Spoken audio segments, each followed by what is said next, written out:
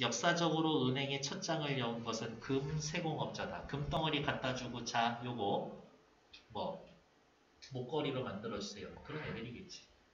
금을 스스로 보관하기 어렵다라고 생각한 사람들은 금고를 가진 금세공업자에게 금을 맡기고 보관증을 받았다. 사람들은 물건을 거래할 때마다 금보다 보관증만 주고받는 것이 훨씬 편리하다라는 것을 알게 되면서 금 보관증을 오늘날의 지폐나 수표처럼 사용했겠다. 보관증이 지폐나 수표, 다른 말로 이야기하면 뭐 보관증을 화폐처럼 썼다라는 거지.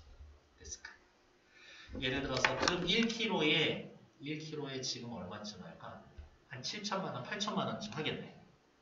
1g에 한 7만 원, 8만 원 하니까요. 금 1kg가 있어. 7천만 원이라고 하자고.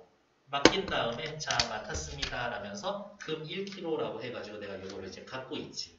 근데 내가 이 사람한테 돈을 빌렸어. 갚아야 돼. 얼마? 7천만 원 갚아야 돼. 그러면 이거를 주고 갔다가 금을 찾아서 이거를 돈으로 바꾼 다음에 돈으로 주지 않아도 괜찮아. 왜? 7천만 원짜리 이 차용증을 이 사람한테 주면 끝나니까. 엄청 간단하잖아. 한편 금세공업자는 금을 맡긴 사람들이 일시에 몰려와 금을 찾아가지 않는다는 것을 알고 자신이 써준 보관증만큼의 금을 반드시 가지고 있을 필요가 없는 줄 알았다. 내가 금세공업자야. 사람들이 나한테 와서 금을 맡기지. 총 다 합쳤더니 100kg가 되더라고.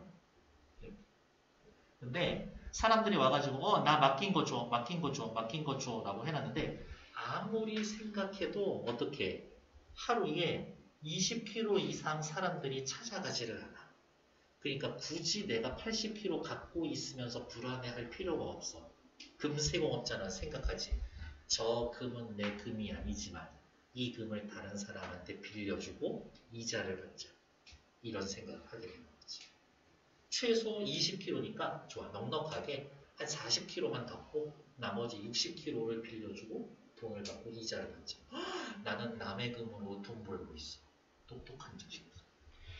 보관된 금의 일정 부분만 남기고 나머지를 원하는 사람에게 빌려주며 수수료를 받아서 이윤을 얻었다. 그 과정에서 금세공업자는 금의 양이 많아질수록 더 많은 수입을 얻을 수 있다고 생각해서 금을 맡기는 사람에게 사례를 냈다. 내가 100kg 가지고 있으면 40kg에서 60kg를 쓸 수가 있어. 근데 예를 들어서 내가 1000kg를 가지고 있다라고 치자? 그러면 400kg만 가지고 있고 600kg을 내 마음대로 이자로 쓸 수가 있어. 그러니까 사람들이 자꾸 나한테 금을 맡기게 해야 돼. 오히려 역발상을 하는 거지. 내 금을 맡아줘. 맡아준 거에 대해 수수료를 줄 게 아니라 너 금 나한테 맡길래? 내가 너한테 이자 줄게. 이런 식으로. 그래? 내 거 맡기면서 달라 그럴 때 아무 때나 찾아갈 수 있는데 제가 맡겨놓으면 돈을 준다고? 사람들이 많이 맡기지. 그래서 금세공업자가 했던 일은 결국 오늘날 은행이 하는 일과 크게 다르지가 않습니다. 괜찮은가요? 기억 동그라미 나오면 문제 풀러가라 그랬죠? 뒤에 17번. 금세공업자, 다른 사람에게 금을 맡아줍니다. 오케이. 은행은요, 고객에게 돈을 보관해줍니다. 금세공업자, 일정 부분만 남겨둡니다. 지급준비금, 줘야 될 돈을 보유하고 있습니다. 괜찮아? 저 지급준비금 아직 나온 말이 아닌데요. 오케이, 그러면은 기다려. 맡아준 금의 일부를 원하는 사람에게 빌려줍니다. 예금의 일부를 다른 사람에게 대출해줍니다. 괜찮지? 금을 많이 맡아두고 싶어요. 예금을 많이 유치하려고 해요. 금을 맡기는 사람한테 사례를 합니다. 은행은 자기 은행에 예금 적금 드는 사람들한테 이자를 부과하는 게 아니라 이자를 어떻게 해요? 이자 줄게지. 지급하는 거죠. 얘는 완전 반대되는 말입니다.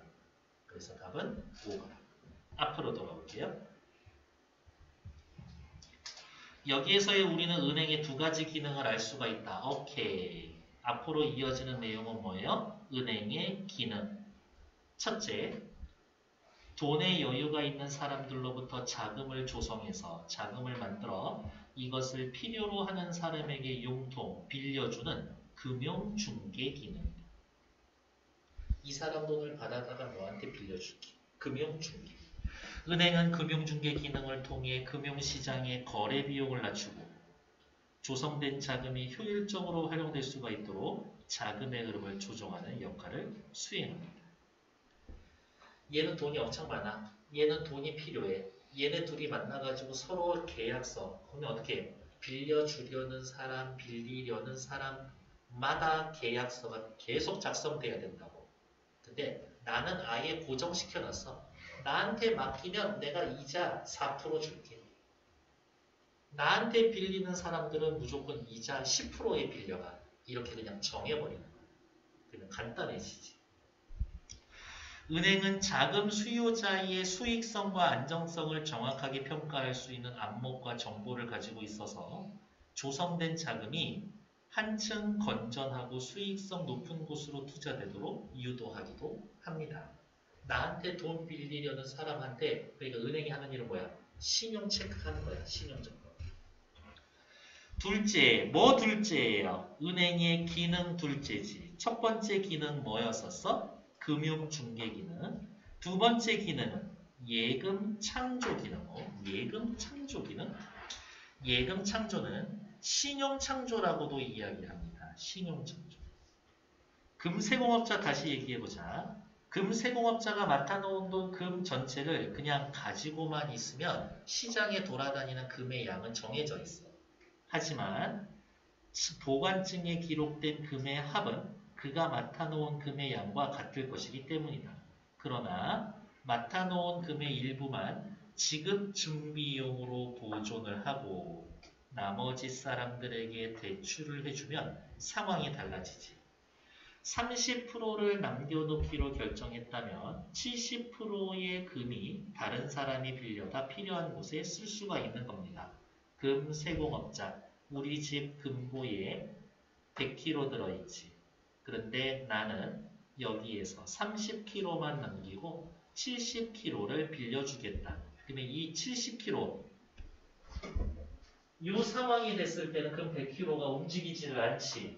근데 이 상황이 되면 어떻게 해? 70kg가 이제 시장에서 돌아다니기 시작해요. 70kg 빌려다가 여기다가 쓰고, 그럼 또 저기다가 쓰고, 또 저기다가 쓰고, 또 나눠서 쓰고. 돈이 굴러다니는 양, 통화량. 통화량이 늘어납니다. 그래서 통화량이 늘어납니다. 30%만 남겨놓고 나머지를 다른 사람들한테 대출해 줄 거니까요. 이런 일이 반복이 되면 가만히 맡아놓고만 있었을 때에는 100kg 빼놓고 시장에서 한 5kg만 돌아다니고 있었는데 내가 금세공업자가 이 짓을 하니까 시장에서 75kg이 돌아다니고 있는 거지. 금세공업자에 맡아두었다고 기록된 금의 양도 늘어나게 됩니다. 새로운 예금이 만들어지는 셈으로써 예금 창조가 이루어집니다. 그런데 새롭게 만들어진 예금은 결국에 누군가에게 빌려서 생긴 빚이기 때문에 사람들이 갚아야 할 빚도 그만큼 늘어나는 겁니다. 아, 예금 창조의 뒷모습. 빚이 늘어나는 겁니다. 은행의 예금 창조 기능은 결국 예금의 일부만을 지급준비로 보유하는 지급준비 제도에서 비롯됐습니다. 예금의 일부만 보유하고 그 나머지를 대출하면서 예금 통화라는 화폐를 창출하고 대출받은 사람들은 재화와 서비스를 구매할 수 있는 능력이 커집니다. 그러니까 아파트 살 때 다 대출해서 아파트 사는 거잖아요. 교환의 매개수단으로 쓰이는 화폐의 양이 늘어 돌아다니는 돈이 늘어 경제의 유동성은 증가해. 하지만 더 부유해지는 건 아닙니다. 왜? 사실은 그게 전부 다 빚이었으니까요. 됐을까? 18번 문제. 니은의 의미로 적절한 것은 경제가 어떻게 뭐라고? 니은. 더 부유해지는 것은 아닙니다. 인정할 건 인정하자고. 통화량이 늘어나기는 늘어나지. 하지만 이렇게 늘어난 통화량 전부 다 뭐야? 그거 다 빚이니까. 빚이니까 부유해진 건 아니지. 빌려서 돈이 많아졌다고 내가 부자가 된 건 아니잖아. 어차피 갚아야 돼요. 18번의 답은 끝이야. 몇 번? 5번. 대출을 받은 사람들이 재화와 서비스를 구매할 수 있는 능력이 커진 만큼 아파트 살 수 있었지만 사실은 그거 전부 다 부채였으니까요. 됐어. 그래서 은행이 망할 수도 있어요. 예, 실제로 은행 망한 적 있어요. 이렇게 몇 년 전, 한 10년 됐나? 저축은행 몇 개 막 망하고 그랬거든.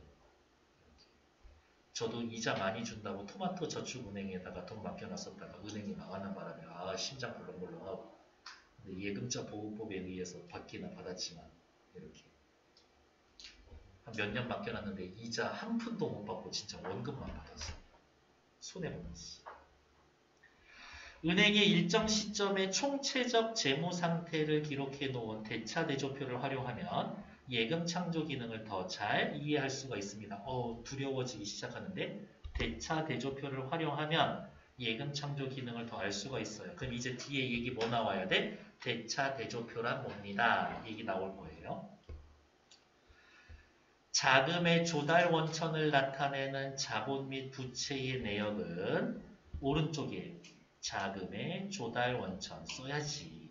왜? 얘도 그림이야. 그냥 그림이라고 생각해. 그림이 나오면 뭐라 그랬어? 뭐든지 써라. 자금의 조달 원천. 자본 및 부채는 오른편에 기록이 되고 자금의 운영 상태를 나타내는 자산의 내역은 자금의 운영 상태를 나타내는 건 왼편. 오른쪽을 대변, 왼쪽을 차변이라고 합니다. 무슨 말이냐면 이렇게 생각하시면 돼요.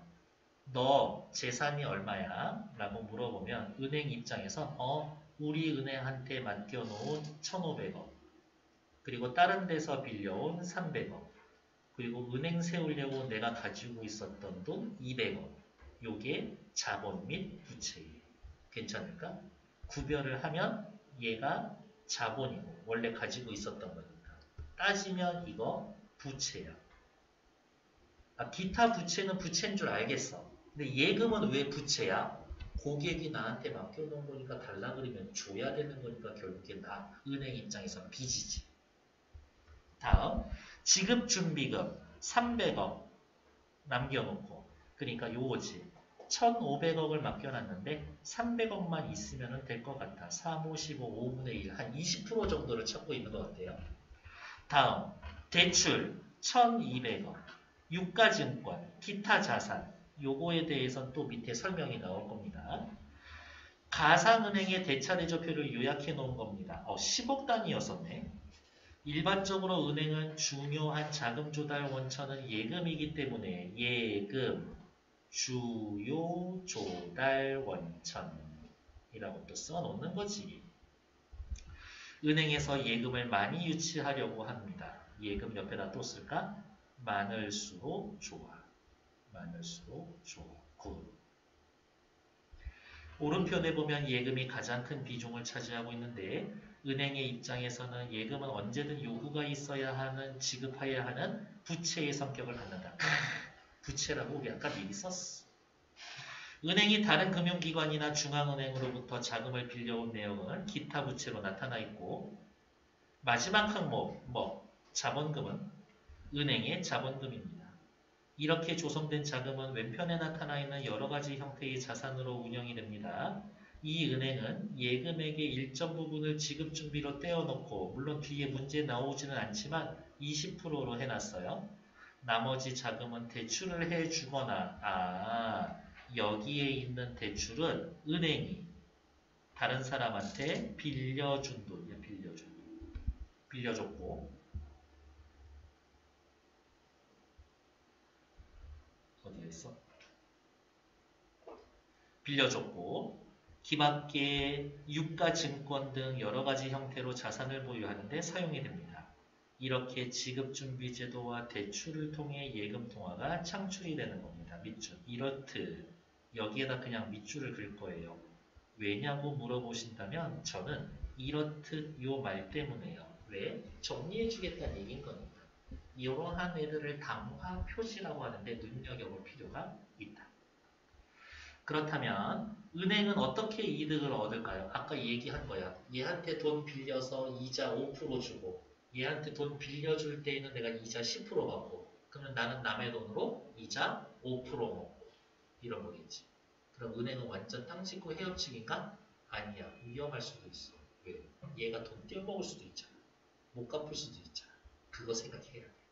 그래서 신용 엄청 따지는 거예요.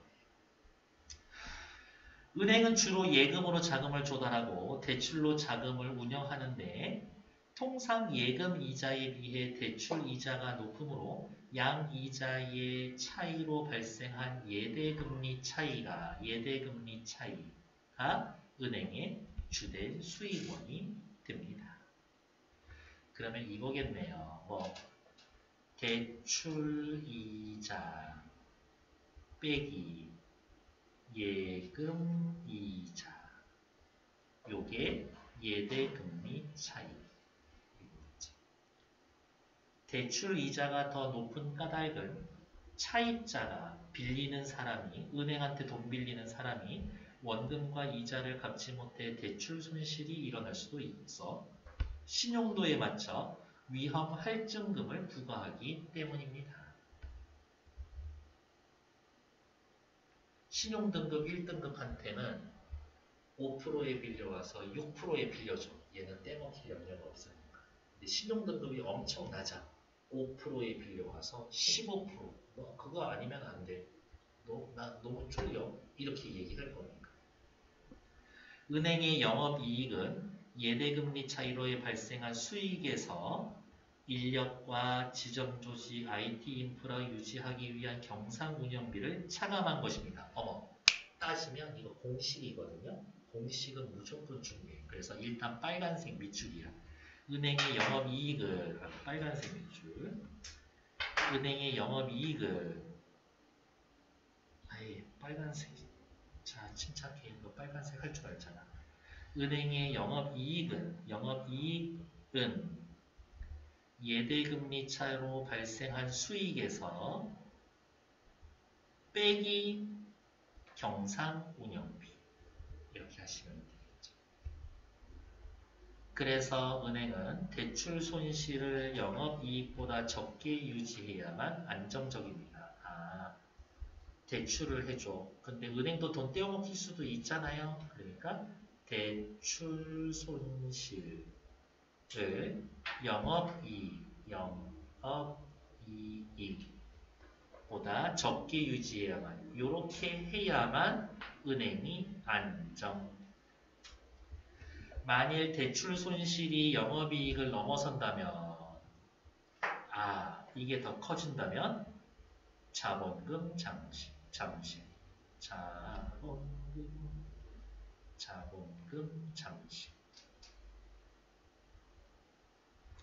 자본금 잠식이 계속되면 이제 은행이 망하는 거지. 따라서 예금을 받아 대출을 하되 신용 위험을 적극적으로 관리해야 하는 게 은행업의 본질입니다. 됐을까요? 그래서 어떻게 아파트 산다고 대출했는데 대출 이자가 자꾸 몇 개월 밀려? 그럼 은행에서는 어떻게 해요? 그 집 그냥 경매로 넘겨버려요. 그렇다고. 하지만 제가 아까 말씀드렸던 거 집사 인간적인 조언이에요. 16, 19, 20 세 문제 3분 드릴게요. 자, 근데 잘 들어. 16번부터 푸는 거 아니야. 20번 먼저 손대는 거예요. 윗글의 내용으로 일치하지 않는 것은 1번. 이건 지문 앞에 볼 것도 없어? 은행은 자금을 조성해서 사람들한테 돈을 받아서 필요한 사람들에게 용통을 해주고 거래 비용을 낮춥니다. 계약서 그때마다 안 써도 돼. 괜찮아. 은행의 입장에서의 예금은 이 사람이 나한테 맡긴 돈은 결국엔 갖다 줘야 되는 거니까 부채의 성격. 대차 대조표에서 기타 부채로 기재된다? 큰일 날 소리. 위로 올라갈까요? 어때? 예금이랑 기타 부채랑 따로 구분해 놓지 않았나? 그러니까 2번 틀린 얘기지.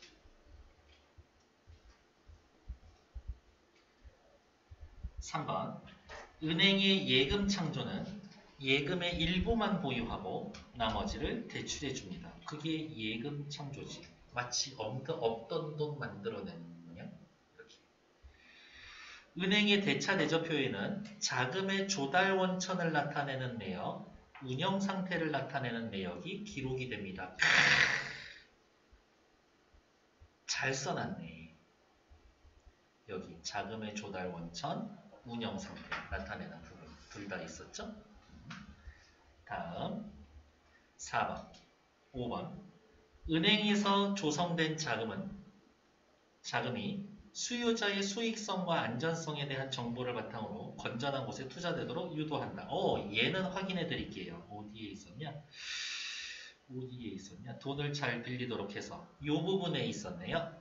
조성된 자금이 한층 더 건전하고 수익성 높은 곳으로 투자되도록 유도하기도 합니다. 이렇게 신용 좋은 사람, 관리 잘하는 사람, 돈 꼭 갚을 사람이라면 믿을만한 데 투자하겠지.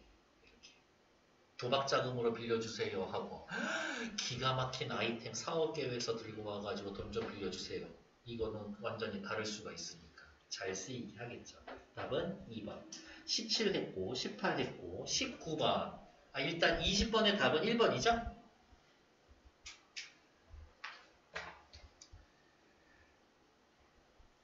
어떤 기준이나 실정에 맞게 정돈한다. 얘는 뜻이 조정이고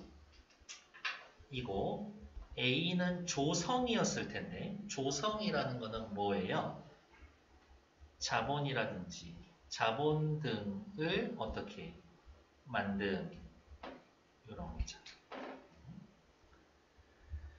19번 문제 맞출 수 있으면 완전 땡큐지. 2019년 땡땡은행의 자산은 1000억인데 이 자산은 모두 대출로 이루어져 있다고. 짱이다. 지네 자본금 하나도 없었나 봐. 이 중 900억 원은 예금으로 100억 원은 자본금으로 조달했다. 그렇지. 예금 900, 그 다음에 100억은 자본금. 이 은행의 예금 금리는 2%고 무슨 말이야? 은행에 저희 돈 맡기세요. 그러면 돈 맡겨준 사람한테는 2% 이자 준대. 대출 금리는 4%다. 돈 빌려가시는 분 이자 4%입니다. 100만원 빌려서 102만원 주고 100만원 빌려주고 104만원 받고 앉은 자리에서 2만원 버는 거예요. 그래서 1000억에서 4% 900억에서 2%를 빼면 이거는 내가 벌어들일 수입이고 얘는 내가 언젠가 갚아야 될 거니까 마이너스. 이렇게 해서 요거 계산하면 22억의 수익이 생겼습니다. 12억은 경상 운영비, 은행 운영비. 은행 일하는 사람 월급도 줘야 되고 CD기, ATM기도 해야 되고 그 다음에 뭐 어쩌고저쩌고 행사도 해야 되잖아요. 12억입니다. 그러니까 이 은행의 순이익은 22에서 12 빼면 얼마? 10억이야, 10억. 그러면 생각해야 돼. 이 은행은 어떻게 대출을 해서 빌려줬는데 10억 이상 돌려받지 못하면 어떻게 손해볼 수 있어. 땡땡은행의 영업이익은 예대금리 차이에 의한 수익에서 예대금리 차이에 의한 수익 22 빼기 12 한 10에서 22 어디야? 예대금리 차이에서 요거 계산한 수익 22억에서 경상운영비 12억을 차감한 10억입니다. 괜찮죠? 2번 수익은 22억이야.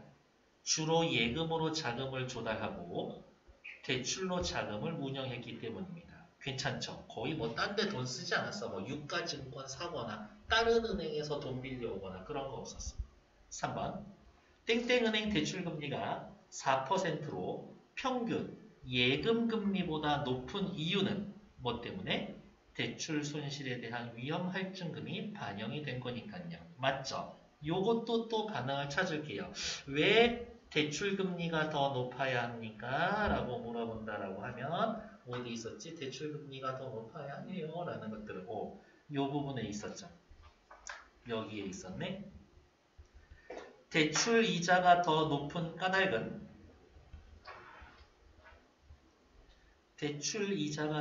까닭은 어쩌고저쩌고 차입자의 신용에 맞춰 위험 할증금을 부과하기 때문입니다. 그래서 19번에 3번 맞는 말이고 19번에 4번 땡땡은행의 대출 손실이 12억이 발생을 했어. 그러면 자본금이 잠식이 되었을 거예요. 이 은행의 순이익은 얼마인데? 10억인데 대출 손실 12억 떼먹혔다? 그러면 자본금 잠식이지.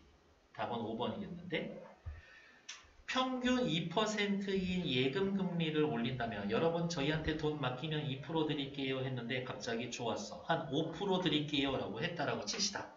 그러면 지점 조직을 유지하기 위한 비용이 줄어 내가 얘한테 돈 빌리면 100만원, 102만원 줘야 되는데 105만원 줘야 되면 지점 조직 운영, 은행 운영비가 줄어? 그럴 리가 전혀 상관이 없는데 그러니까 5번 틀린 얘기지. 20번에 1번 확인했었고요. 잠시만요.